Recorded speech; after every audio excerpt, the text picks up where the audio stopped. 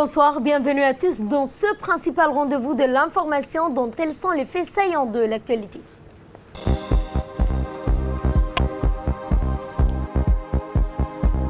Le Premier ministre a présidé un atelier de réflexion sur la protection de l'enfant.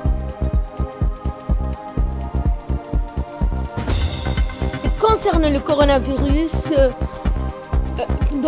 celui-ci peut survivre 28 jours en surface, selon une étude australienne.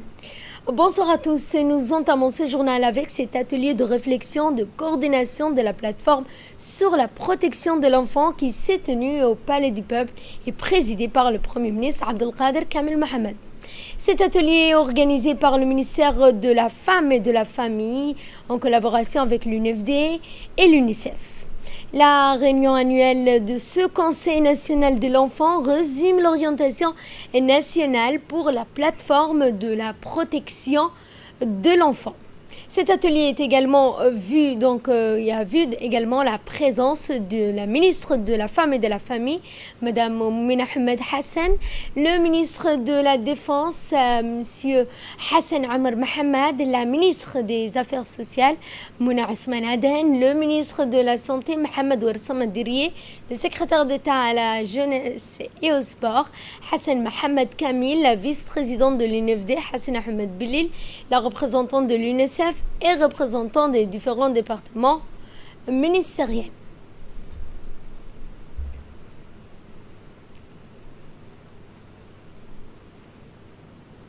J'aimerais saisir cette opportunité pour saluer l'engagement du gouvernement de Djibouti et des différentes parties prenantes qui n'ont ménagé aucun effort depuis de longues années afin d'assurer une meilleure protection à tous les enfants vivant à Djibouti et contre toute forme de violence et maltraitance.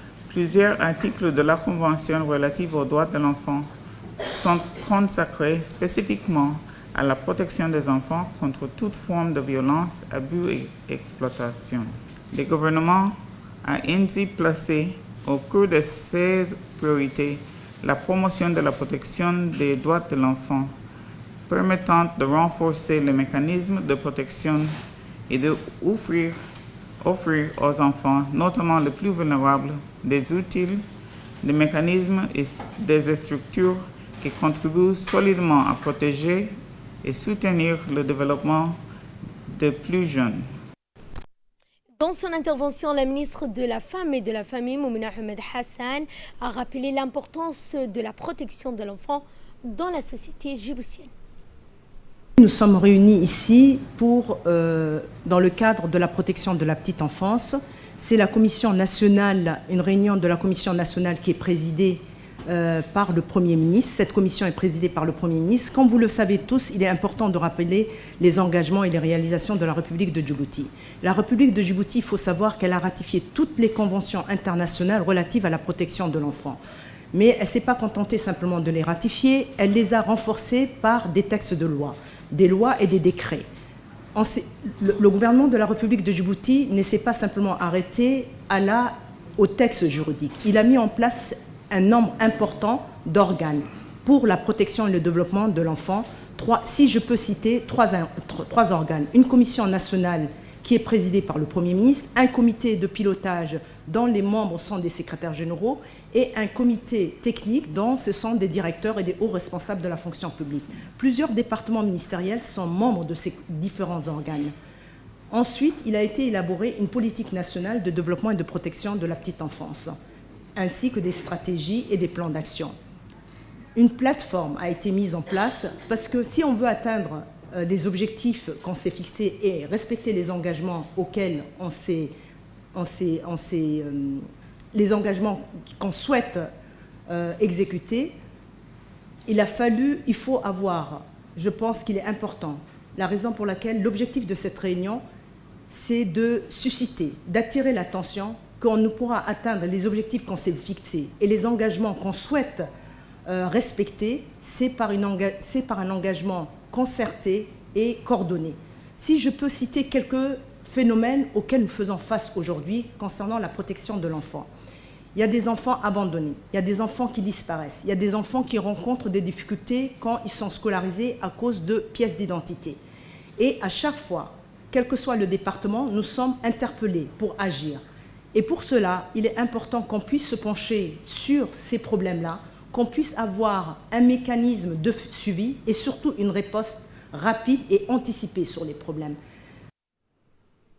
Quant au Premier ministre Abdelkader Kamel Mohamed, il n'a pas manqué de rappeler les droits auxquels l'enfant a droit et le respect. La protection et la promotion des droits de l'enfant, ainsi que son développement dans un environnement protecteur favorable à son épanouissement, sont hissés depuis bien longtemps au rang des priorités de la politique sociale du gouvernement. La République du Djibouti a fait du développement de la protection de l'enfant et de la petite enfance une question centrale dans l'élaboration des stratégies de développement national. À cet effet, du point de vue juridique, normatif, notre pays a ratifié en droite ligne avec ses convictions et avec aisance la quasi-totalité des conventions internationales et africaines sur le droit de l'enfant.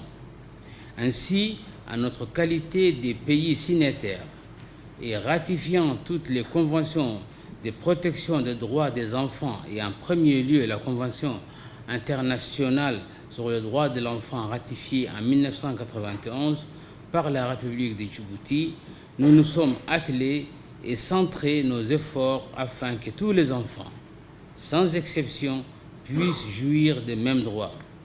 Nous sommes convaincus et conscients que tout enfant a droit à une protection sociale. En l'occurrence, il a droit à une identité et à vivre en famille. Il a également droit à l'éducation, à la liberté d'opinion et d'expression. Mesdames et messieurs, notre ferme engagement dans cette voie est illustré par les séries de mesures prises par notre pays sous la houlette du président de la République. Mesdames et messieurs, en matière de coordination, il a été créé en 2012 par décret présidentiel du Conseil national de l'enfant. Cet organe que je préside mesure les progrès accomplis dans le domaine de l'enfance, identifie les lacunes et les obstacles rencontrés et propose des orientations politiques et stratégiques. Et dans le reste de l'actualité, le ministère du Travail, chargé de la réforme de l'administration, a organisé une cérémonie de remise de certificats de spécialité aux contrôleurs du travail de l'inspection générale et du travail et aux contrôleurs assujettis de la Caisse nationale de sécurité sociale. Cette cérémonie présidée par le Premier ministre a vu la participation des membres du gouvernement, des cadres du ministère du Travail, de la Caisse nationale de sécurité sociale. Eh bien, à son arrivée, le Premier ministre Abdelkader Kamel Mohamed a été accueilli par le ministre du Travail et une autre délégation qui s'est chargée de l'accueil du Premier ministre. Rappelons que cette formation d'une année organisée pour la première fois à l'Institut national de l'administration publique a rendu opérationnel 17 contrôleurs de travail et 16 contrôleurs de la CNSS. Ces actions de formation initiées par le ministère du Travail ont pour but de renforcer la capacité des institutions nationales du travail et de relever le niveau de compétences de son capital humain. Eh bien, cette formation qui a réuni un corps d'enseignants divers composé de professionnels de la sécurité sociale, des droits de travail, mais aussi des enseignants d'université, des professeurs permanents à l'INAP, des encadreurs issus des différents organes et des services publics pour ainsi former et rendre opérationnel un effectif de 28 techniciens remplis aux tâches d'inspection, de négociation collective, de résolution de conflits liés toujours au travail.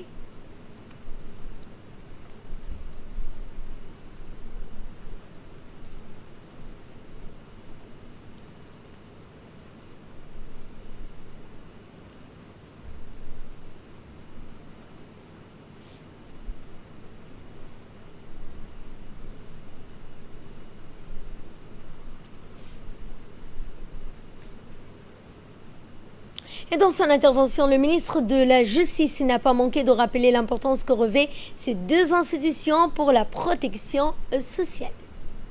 Je suis honoré de prendre la parole ici devant vous aujourd'hui à l'occasion de cette cérémonie d'une importance capitale. En effet, la formation de nos jeunes est une priorité du gouvernement de la République de Djibouti et l'appui à l'entreprise est également une priorité. Je vais m'adresser d'abord aux jeunes lauréats pour les féliciter d'abord, pour leur montrer le soutien du gouvernement, mais également pour leur donner des conseils, si je me permets. Vous allez contrôler des entreprises, vous allez défendre des droits, le droit des entrepreneurs, le droit des travailleurs. Il vous appartient d'être juste et intègre. En effet, si vos décisions, vos constatations sont erronées, c'est toute la procédure qui sera entachée de vices. Donc je suis conscient que vous êtes responsable et je tiens à vous rappeler que votre rôle est déterminant dans la décision qui sera prise par la suite. Je sais quelle importance a l'inspection générale du travail, en général le ministère du Travail, dans la prévention de conflits entre l'entreprise et l'employeur, mais également dans le respect du droit et de la législation en vigueur en République de Djibouti. Je pense que nous devons tous travailler main dans la main et avancer ensemble pour que le pays se développe ensemble. Un pays se construit avec les entreprises, les salariés et le capital. Aujourd'hui, nous avons la chance d'avoir un pays qui attire les investissements, qui se développe, qui attire le capitaux. Nous avons des formations appropriées à nos jeunes et nos entreprises sont de plus en plus entreprenantes et courageuses.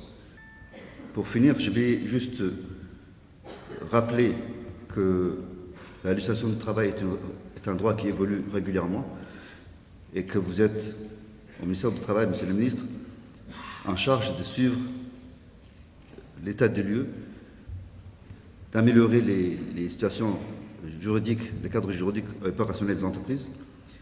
Et je sais quelle importance vous accordez au développement de nos entreprises et surtout au partenariat public-privé et au dialogue social.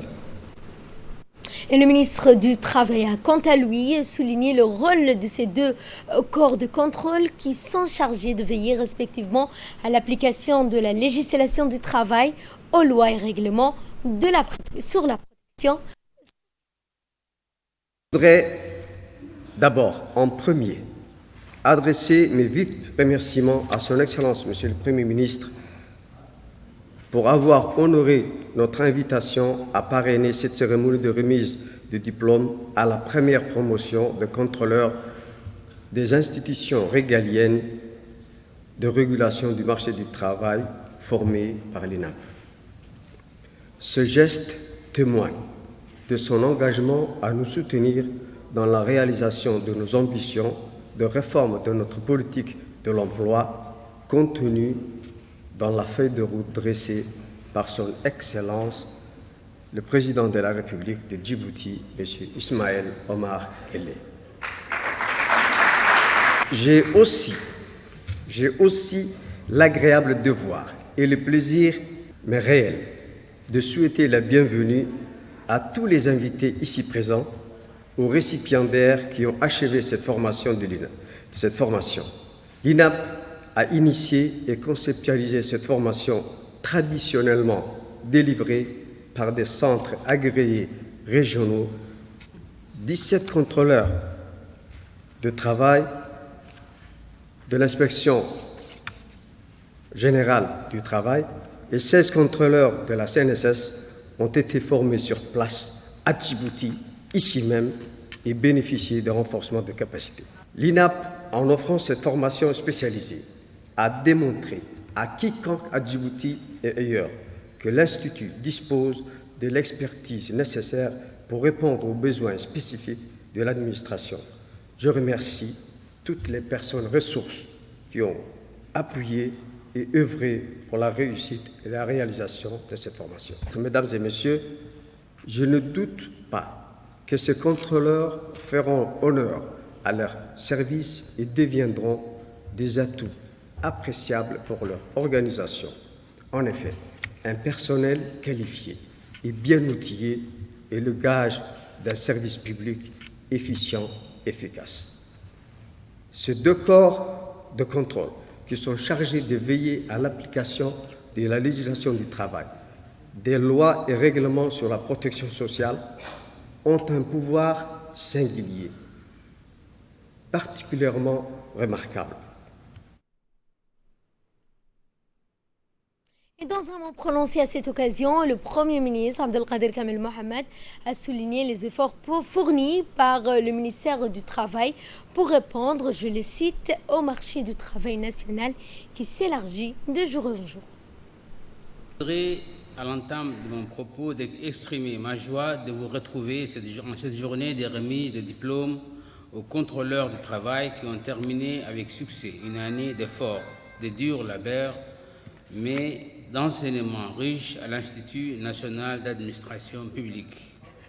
Cette cérémonie témoigne des efforts soumis par le ministère du Travail pour ériger une inspection du travail forte, capable de couvrir tous les secteurs économiques, toutes les zones géographiques du pays, de répondre à l'immensité du marché du travail national qui s'élargit jour après jour. Je salue le travail et la qualité effectués par le ministère du Travail, conformément à la ligne politique du gouvernement édictée par son Excellence le Président de la République, visant à œuvrer sans cesse à l'amélioration de la gouvernance du travail et de l'emploi pour la consolidation d'un dialogue social et la promotion du travail décent dans notre pays. L'équipe du ministère a su conjuguer les efforts avec la prestance pour traduire dans la réalité la volonté du gouvernement de renforcer les capacités des institutions du travail.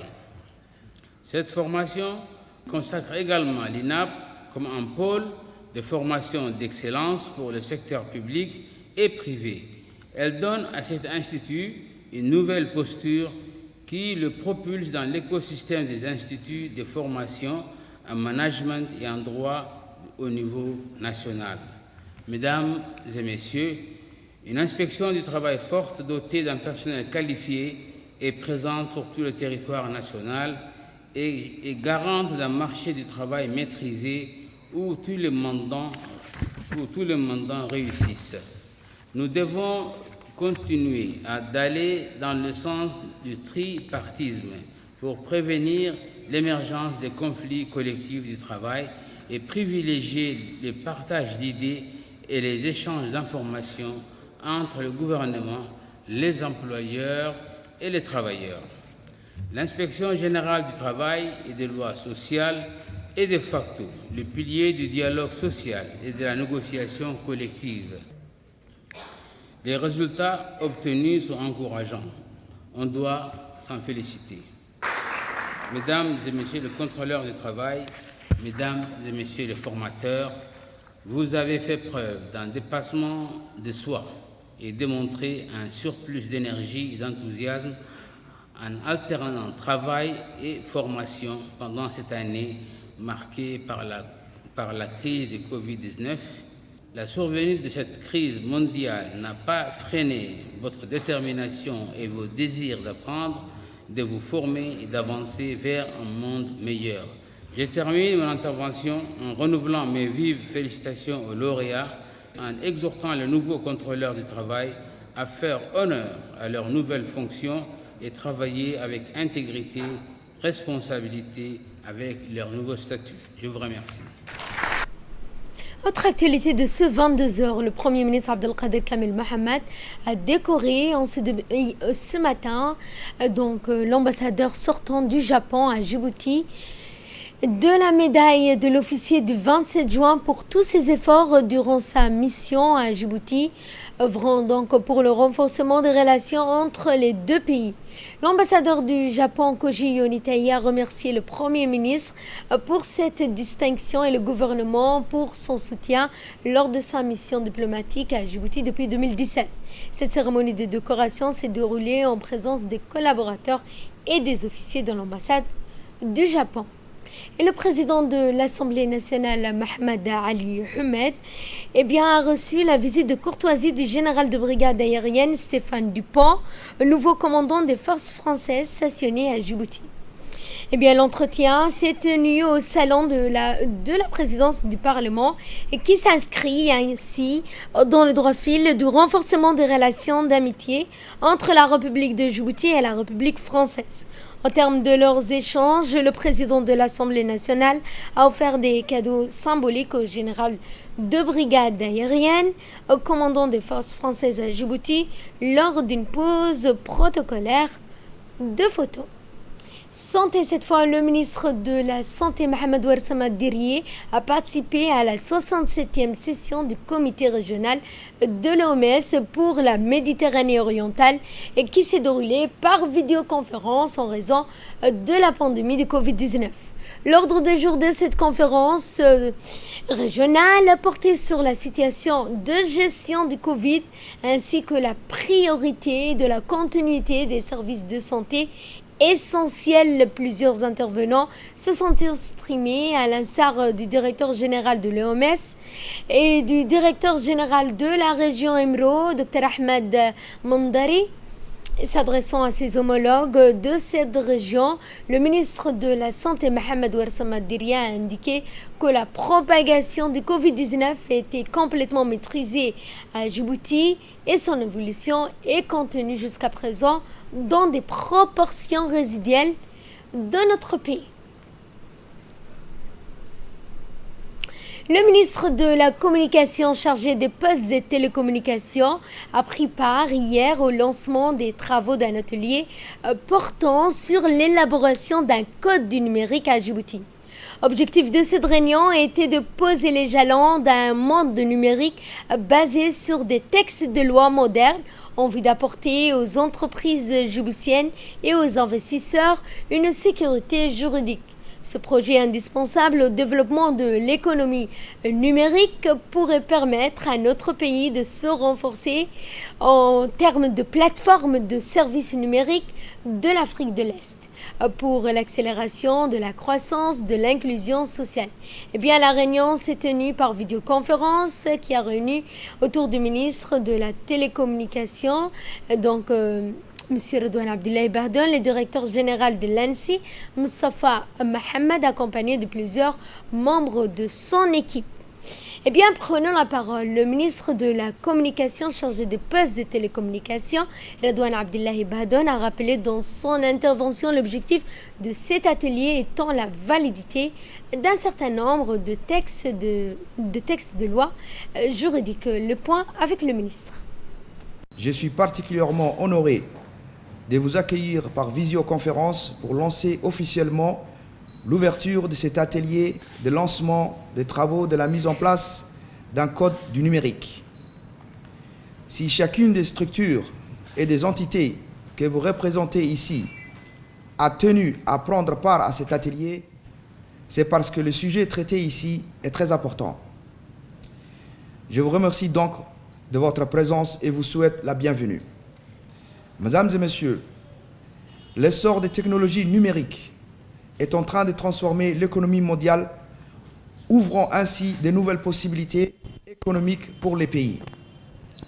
S'adapter à cette nouvelle ère numérique et saisir les opportunités qui y sont associées s'avère alors d'une importance cruciale pour réussir le processus de diversification économique et de développement dans lequel s'est engagé notre pays.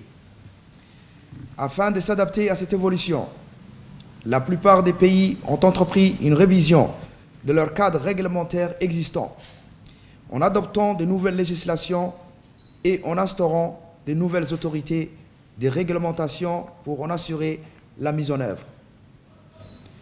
À l'instar du reste du monde, doter notre pays de textes législatifs et réglementaires couvrant l'ensemble des aspects du secteur du numérique afin d'apporter une sécurité juridique forte aux entreprises djiboutiennes et aux investisseurs est l'objectif principalement recherché.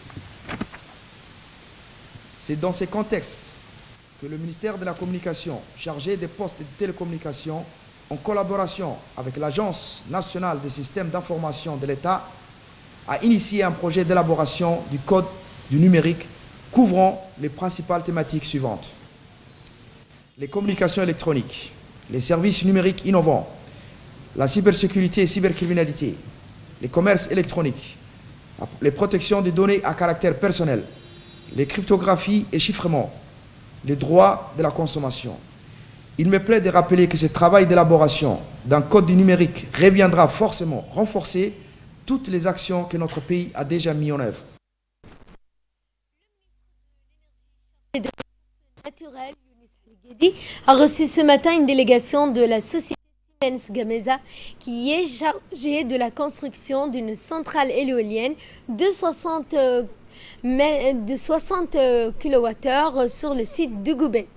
Eh bien, à cette occasion, le ministre de l'Énergie, chargé des ressources naturelles, a fait part à ses hôtes de son souhait de voir ces derniers mécanismes de mise en route de ce projet pour la concrétisation de ce projet dans le respect des cahiers de charges. Toutefois, compte tenu du retard dû au Covid-19, ce projet de centrale éolienne est financé à hauteur de plus de 120 millions de dollars par un consortium de l'Africa Finance Corporation, de Climate Fund Manager, de la Banque néerlandaise de développement et du Great Horn Investment Holding de Djibouti.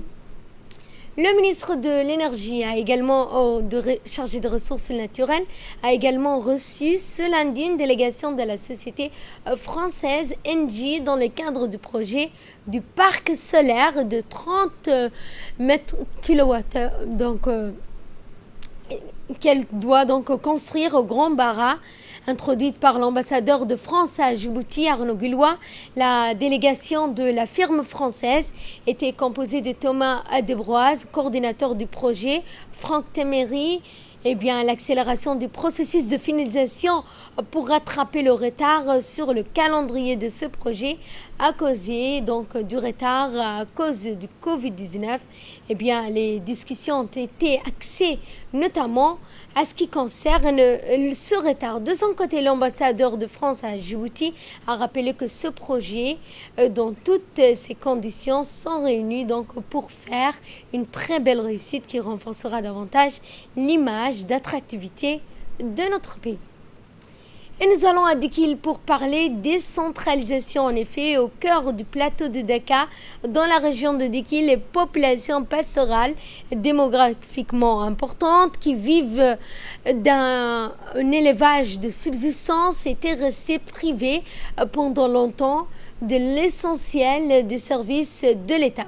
En septembre 2019, une importante délégation conduite par le ministre chargé de la décentralisation avait fait le déplacement jusqu'au village les plus reculés pour s'enquérir des conditions de vie de ces populations éloignées.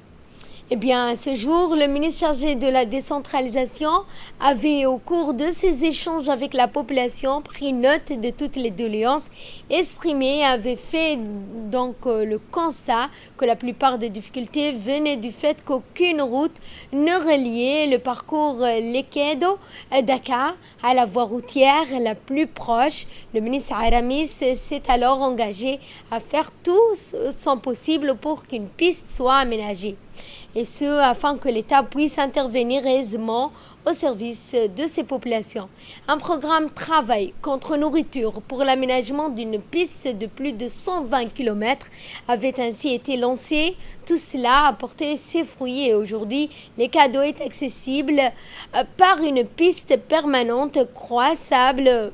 Mardi dernier, une délégation conjointe du secrétariat d'État à la décentralisation et du ministère des Affaires sociales a pu se rendre dans cette localité dans des conditions moins épiques que l'année dernière. Au cours de cette visite, les représentants du gouvernement ont pu constater de visu les effets de leur action conjointe sur les conditions de vie de cette population rurale. Et dans le cadre de son nouveau service d'e-money, Digital Money, Mobile Money, commercialisé depuis 3 mois, Djibouti Telecom a signé un partenariat avec la CAC International Bank, accord signé le 12 octobre, c'est-à-dire aujourd'hui, par le directeur de la société par intérim, Qasim Mahmoud, et M. Ahmed Hamid, directeur général de la CAC International Bank. Les deux signataires se sont félicités de ce partenariat et de l'avancée de la société vers la digitalisation de ses services, qui est déjà mise en œuvre par la CAC Bank. La CAC Bank rejoint ainsi les partenaires de Djibouti Telecom dans ce nouveau défi, la mise en place porte-monnaie électronique. Pour rappel, cet accord vise l'interconnexion entre la plateforme d'e-money et CAC Bank et permettra à ses clients de recharger leur compte de monnaie électronique depuis leur compte bancaire et pour ceux qui sont non bancarisés d'acquérir de la monnaie électronique pour recharger leur compte d'e-money dans les agences de la banque. Et la CAC International Bank est une banque pionnière dans la digitalisation et a naturellement confirmé son intérêt pour ce partenariat gagnant-gagnant. Dans son intervention, le directeur général de la CAC Bank a félicité et remercié Djibouti Telecom et d'e-money pour avoir mis en place des services numériques, en particulier le portefeuille numérique. Nous ne devrions pas oublier d'exprimer nos remerciements au président du pays, Ismaël Omar Guelleh, pour son soutien ferme de la mise en place des services numériques. Dans le même temps, nous ne devrions pas oublier de remercier la Banque centrale de Djibouti pour leur ferme engagement, également en ce qui concerne le service numérique, en particulier dans le secteur financier. Enfin, en tant que banque, nous pensons que l'avenir sera au service du numérique, pas seulement dans le secteur financier, mais dans tous les domaines. La nouvelle révolution sera la numérisation et c'est vraiment ce qui s'est passé pendant la période du Covid-19. Le Covid a accéléré le passage aux services numériques. Les gens doivent comprendre qu'en utilisant les services numériques, cela va absolument diminuer le coût global et fournir le service efficace, rapide, sécurisé et transparent. Et pour plus ample explication, je vous propose de suivre le mot du nouveau, sur ce nouveau service de d'e-money, intervention que je vous propose de suivre, celle du directeur général par intérim de Djibouti Telecom. Permettez-moi, au nom du directeur général de Djibouti Telecom, qui est actuellement en déplacement, de me réjouir de prendre part à cette cérémonie qui concrétise un partenariat qui se multiplie dans le secteur bancaire. Cet accord de partenariat qui vise l'interconnexion avec la plateforme d'e-money et la CAC International Bank va permettre, monsieur le directeur général, à vos clients de recharger leur compte d'e-money, de monnaie électronique depuis leur compte bancaire. Donc, c'est vraiment une avancée pour nos deux clients, effectivement.